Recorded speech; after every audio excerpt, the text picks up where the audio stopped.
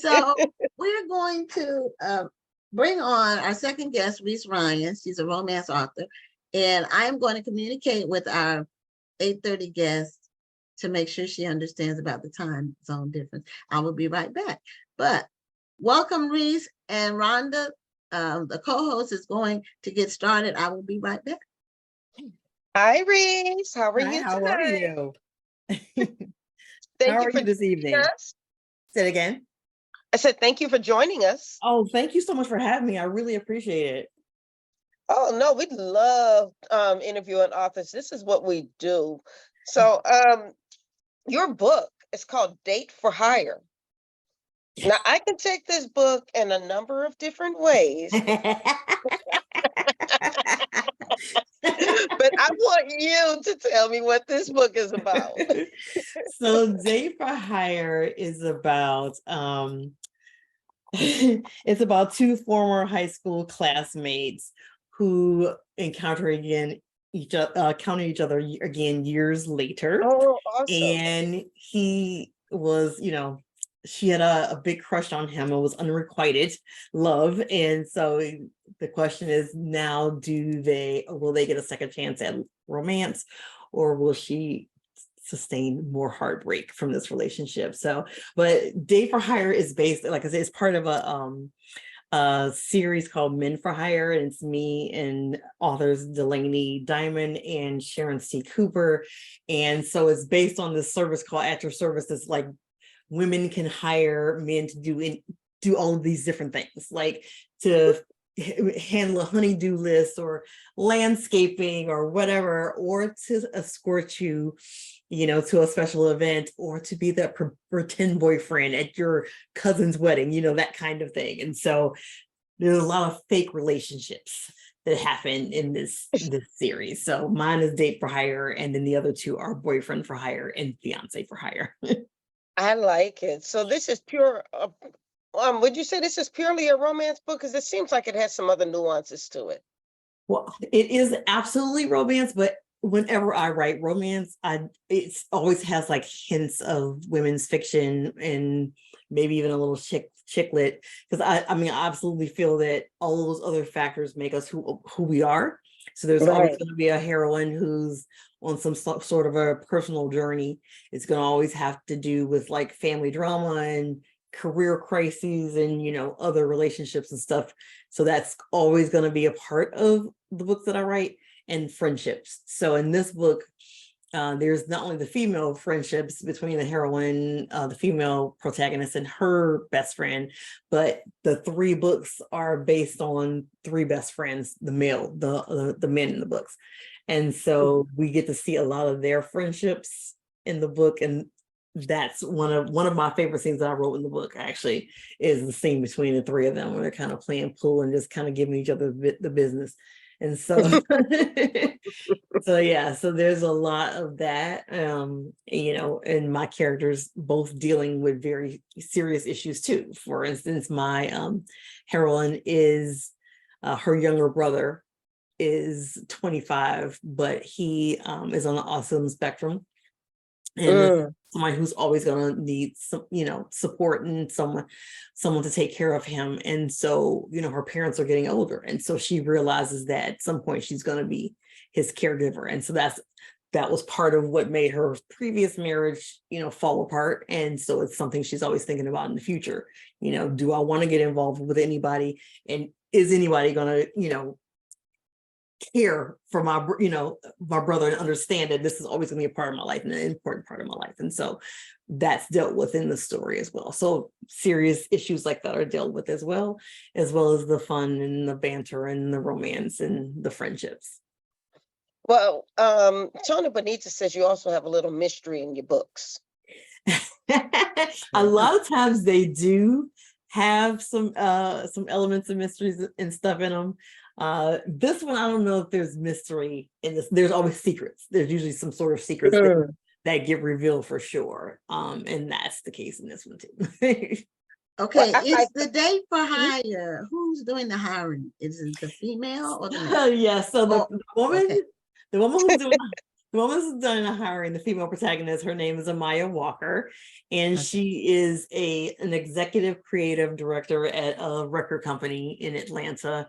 And so she kind of went from being the kind of girl who was bullied and, teased and stuff in high school, and now she's kind of the shot caller. And so, and that's another thing, like another thing about her character is I didn't want to make the story, oh, she was a chubby little girl in high school, but now she's this beautiful swan. She is a beautiful swan, but she's still plus size, and she's rocking all them curves, and she's still She's that- learned to embrace her shape. That's what I'm absolutely, hearing. absolutely, absolutely. So yeah. So there's that too. So there's just a lot going on, in the story. Well, Yeah, a I've lot been of times checking out people the. can be different, Yeah, true. in high school, they can be one way, then you see them maybe at the reunion, and they're the people that The were, ones who were the hot girls back in high school aren't so hot anymore. I know what yeah. you're saying. And see, I was skinny in high school. So when I went to my reunion and I saw that I was the thinnest, probably the most fit, and everything, I felt great.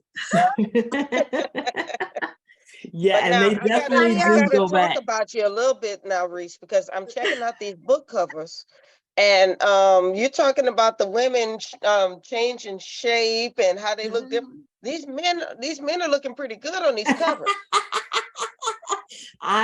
We were really fortunate to get these guys. I love the 3 guys that we got for our covers. So, and just be keeping it real, especially for like indie authors, trying to find footage or stock photos and stuff Photos. that's Yeah, representative that's of true. Black folks. And so it's like, and it's so hard to find on most of these basic stock sites to find Black folks. So a lot of times I'll say Black people, a beautiful Black couple having a picnic, and like you might get 3 Black folks, and then the rest of them are white people wearing You'll black get some white people who happen to be wearing wearing Black black. clothes.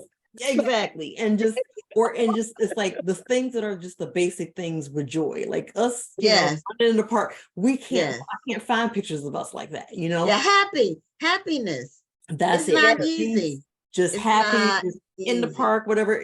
It's really hard to find those photos. I was really fortunate when I was at Harlequin that a lot of the covers were actually shot. They did photo shoots, and so I Right. could actually fill out a thing and say, okay, this is what the person looks like.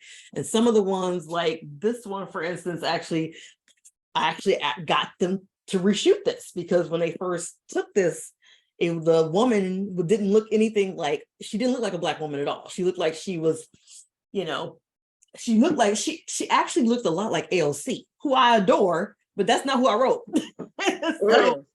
So that kind of thing. So it was great being able to have that. But it's a lot harder when you're trying to, work with stock footage and stuff. So yeah, so I feel fortunate that we found that. So I'm gonna keep fighting for that. So are you with Harlequin now? I finished my last book for them earlier this year. The last one comes out in late November. Right now, I don't have any plans to write for them in the I don't have anything on the books, let me put it that way, to write for them at this time. I have written for them since, actually I started my career with them in 2013. I've written for 3 of their lines. I started with Carina Press in 2013. Then I moved to Kamani Romance. I was invited to then pitch a series to Desire. And so I've been writing for Desire, I think, since 2018. So I've written for those 3 imprints for Harlequin during my 10-year career. And so, like I said, right now I don't have anything on the books for them. And I also write for Grand Central. I've been writing for Grand Central since around 2020, I think. And so we're working on the last book I have on the books with them right now. And we'll probably talk about some other projects, we'll see. But one of the things I'm really focused on in 2024 is indie stuff. I mean, I do have a particular project or 2 that I am shopping that I think would work better in trad, but I always wanted to be hybrid. Okay. And once I got into category and just started kind of like being on that hamster wheel of category, I lost sight and time to work on doing indie projects. And so 10 years down the road, I'm like kicking myself that I did not stay with that plan of trying to be hybrid and feeding both. And so I definitely want to make the indie side a priority as I, go forward to make sure that I want to be hybrid, not just one or the other. Because Well, I'm sure you this learned a industry lot about the changes. process by being with the bigger publisher. You learn a lot about the Absolutely, different absolutely. steps, the different people involved And gain in the a big step. readership. So yep, Yeah, you get the distribution. absolutely. So that's it. Now, how many books do you have under your belt? Because I know those romance books, they get pumped out. When you sign with those people, you have to do a Yeah, as a matter of lot of fact, writing. But they're this- shorter books. yes, so they're around 50K. And Mhm. so I just had the book that's coming out next and later in October is my 25th Harlequin book. And then Oh, I have okay. maybe 5 indie books, or either Okay. indie or with Grand Central. So between Grand Central and my indie books, I probably have another 5 books. So I think it's around 30. Okay. Well, I had been seeing your name for quite a while. I don't know if it probably came across my news feed or one of my Facebook friends posted something. I don't know if we're connected. I don't think we are. Because I think I tried to tag you and you didn't come up. So that means we Okay. weren't. But I just have been seeing you over the years, and I had written down your name like a year ago as a potential guest on the show. And sometimes it takes a while for me to get around, depending on what's Well, going I'm so on. glad you reached out then. So Yeah, I'm now so is glad. Reese Ryan a pseudonym or your real name? That is my pen name. It is. Okay, all right. I just wondered. I think it has a ring to it, Thank you. It does. It does. I actually do love the sound of my government name, but I'm super conservative in laws, and so that's when I knew I was writing romance, and I write high heat. So I went with the pen name, but I am kicking myself for not keeping my first name because that would just make it easier, especially when I first started. When I first started off, like before I was even published. And sometimes I would go out with writer groups and like we would place an order and they would be calling Reese. And I'm like sitting there like, wonder when my order is going to be done. It took a while to get adjusted to it. You forgot who you were. Right. But now, 10 years down the road, it's second nature.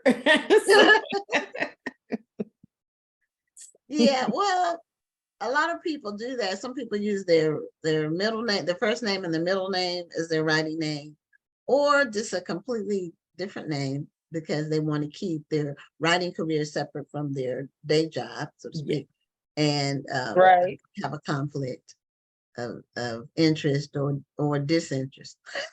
Yeah. Like some kind of conflict. So I think that's great. And I think now the Date for Hire, this is your indie project. This is an indie project, and like I said, Okay. it's a group collaboration with 2 other indie authors, Sharon C. Cooper and Oh, Delaney okay. Diamond. Yeah, I did notice that when I was looking at the covers that each of them had each of the books had a different author. So how did you all come together to come up with that idea? So Delaney and Sharon are both in Atlanta and have known each other for a really long time through a local writers group there. And so they have been doing these collaborations with different authors over the years. So it would be the 2 of them and a third author. And so Stephanie Nicole Norris, they've done with her before. They've done a couple with Cheryl Lister. And so it was so funny because like I would see that and I love both of them. And so I was like, I hope one day they pick me. And so when Sharon reached out and asked me if I'd be interested, I was so excited to do that. So Sharon, like I said, the two of them had decided they wanted to collab with me, and so they reached out, and so we just kind of met and started talking about like possibilities for the series. And over a couple of meetings we decided, thinking about fake relationships, and then I had mentioned this company that I saw. It was like husband for hire or something like that, where you could hire a guy to do the things, if you Mhm. didn't have a husband to do these things, you could hire, whatever. And so that kind of, we took off from there in terms of thinking about this agency, this actor service agency that's at the center of the story. And so it came up like that. But the collaboration was just really fun, working together and just coming up with ideas and bouncing ideas off of each other, and working together to make sure that the guys were authentic, felt authentic for each of us. That, like, for instance, whenever I do, because I've done other collaborations and stuff, in Harlequin, they have a lot of collaboration projects. Oh, And okay. so I love incorporating the other characters from the stories in as much Yeah. as possible. Yeah. It's fun for the readers and it's fun for me as well. Sharon's been on the show. I can't, She's awesome. after a while, we've had so many guests. We've had over 500 guests. I'll So bet. Oh my goodness. has Cheryl Lister been on, Rhonda, since I'm like trying to remember. I- We've had so many guests. we have had you so many you do a guests? much better job of remembering these names than I do. Well, I remember the name Cheryl Lister, but I don't remember if she was on the show or if I invited her on the show. But anyway, I think she has been on. Is she part of that Juneteenth, the Babes of Juneteenth? Yes. Cheryl Lister part of that? Yes. Okay. That's okay. So I'm Yes. pretty sure she was on with that, Yeah. with that effort, because we had three of the authors on at the same time, and she might have been one of the three when because that was a kind of a neat way of really releasing a project. When you write, you don't want to get stale, Right. Right. you don't want to get formulaic. I hate formulaic where you really know the story before you start reading it. Yeah, and I've done collabs with them too. Okay. Candidly Yours is one of, and The Rival Bid, two like romantic comedy kind of books that I've written were part of collabs that I did with a lot of those authors: Cheryl Lister, Sherelle Green, Elle Wright. Okay. So I've got a chance to do other collabs like that too, and they were fun. Yeah, I love a good collab, I tell you. Yes. Yeah, if it works, it works. Yeah. Not all of them work. This is true. This is true. Because it's not really the proof of the pudding is in the reader's court, and some of them really do work, and some of them they just don't mesh. You can tell it's separate, and it's beautiful when you can't really tell it's separate. That's really what makes it work the best. Yeah. Right. One of my favorite, like I said, I absolutely love this collab that we did. It was just so fun. But before this, one of my favorite ones that I did was I did a collab with two other authors who were also Desire authors with me at the time. And we had gone to a writers conference, and one of them just said, hey, what if we did our own collab? Because we had done several of the collabs of the long running series Texas Cowboys Club together.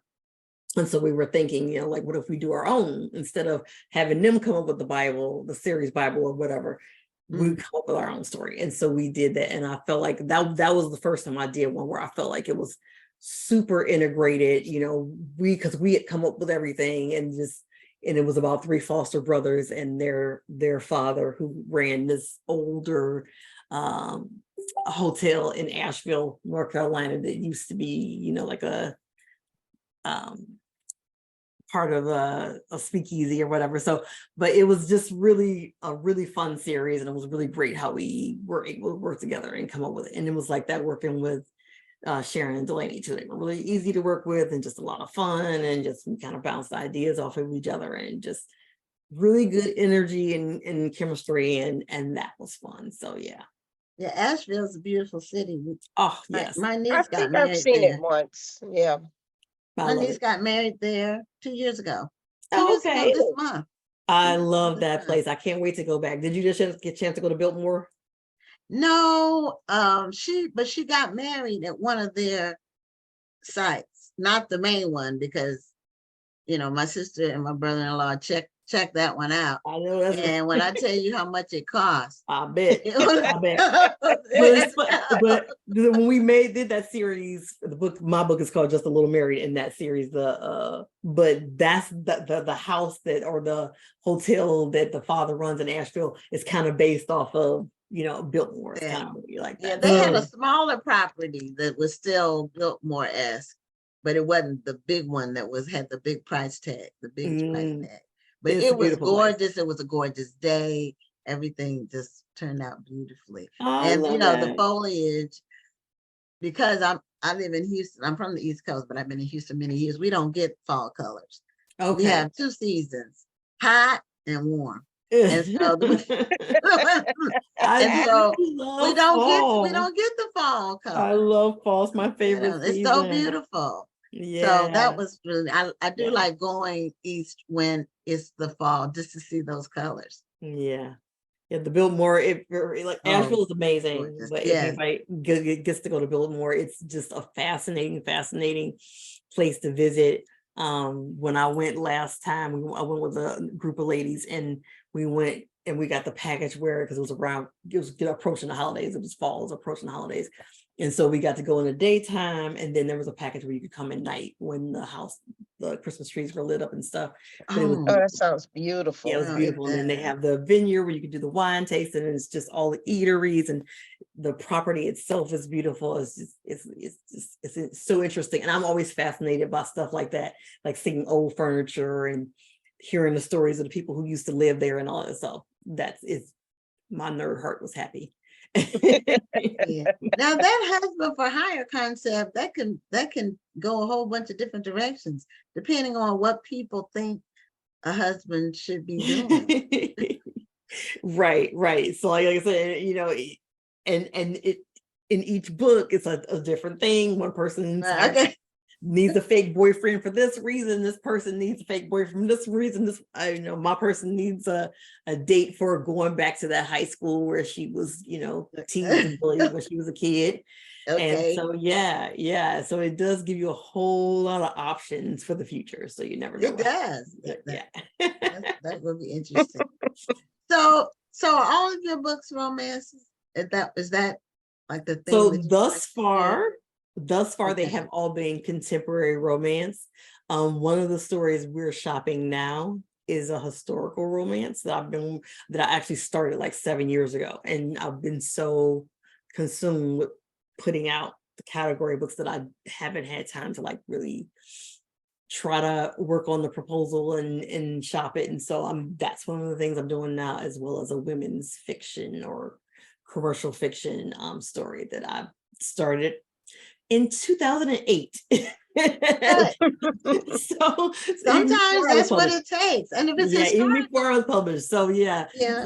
So I am going to be, focused on working on trying to get a trad deal for those, but the contemporary romance and stuff, I'll probably be focused on doing indie. Well, the thing about historical is it's frozen in time. It's Yeah. back there. That's and right. So That's you don't have right. to worry about things changing from the past. Right. When That's you're right. writing something that's contemporary, you have to be, if it takes you a long time to write it, which it took me a long time to write my sequel to my book. I finished though, and I will have it at the festival. Excellent. Yay! It's in production. It's like that sometimes, right? So, some books are harder to write. They just, yeah, you have to. And then I write in spurts. I write when I'm motivated and moved, and fiction is harder. So, I really envy people who can just like. See, I'm the opposite. I can write fiction, but when I'm writing nonfiction, sometimes that's the challenge for me, because I always want to make sure that everything is right because it's nonfiction. But I will say, even when I'm writing fiction, I still want to make sure that things make sense, and I want to make sure that they match up with what happened in real life. So I think sometimes that's the part that kind of, I don't want to say holds me back, but it's my challenge. I always want to make sure that things are just exactly right. And that was part of my hesitation too in with the historical, is that like I was intimidated by the idea of historical because I'm figuring like I gotta have everything right and I gotta do the research and stuff. And then I realized that even with writing my contemporary, I'm a person that's very visual and stuff. So like for instance, if I'm writing a scene and somebody is in a house or in a hotel, I will look up a house and I will search houses and stuff in that area, in that neighborhood. Yeah. So I have it in my, Yeah. so I'm already doing that Yeah. for everything, Mhm. so I'm like, You're right. just apply it to historical and you'll be fine. So There you Yeah, go. and a lot of it, the characters, the relationships, the historical part is like a character in the book almost. mhm. But those relationships, they could be then or now, depending on who it is, how the times are. Like, if you're going way back, there were some relationships that were interracial between races. That was different. So you have to write it like that. Yeah. But, Yeah, and language, that's yes, yeah, gotta make sure you're language. not using a word that wasn't even coined yet. Right, right, Yeah. right. Putting that in Well, there. So you have to be aware of unfortunately, that. we're coming to the end, but if I don't know, did you hold up your book yet? That Date Date for for Hire. Hire, I don't have the cover of Date for Hire with me, so I cannot hold that one up. But these are all the all the Okay, other so books that I have recently so put out. and they're But yeah, all under Reese Ryan. So that's yes, how people can find them. yeah, And definitely. if it's Harlequin or Grand Central or one of the imprints like that, then Yes. they're available everywhere. So that's really good. And Tony Bonita said, yes, Cheryl Lister's been on the show. Tony Bonita has watched almost every show. Hey, So Mama she Tony, how you knows. doing? Love you. She knows it's been on. Thank you, Tony. So anyway, Reese, thank you for being a guest on Black Authors Matter Thank you so TV. much for having me. And congratulations on all your writing and your upcoming books. All your indie, Yes. you're moving to Thank the you. indie lane. And welcome. That's what I said. Welcome. Thank you. I appreciate that. It's Thank truly you. a pleasure to talk with you. And that smile is contagious. So thank you so much. Oh, thank you. All right, y'all have a wonderful evening. Thank you so much. Okay, Thank you you. too. Take care. Bye-bye. Bye-bye.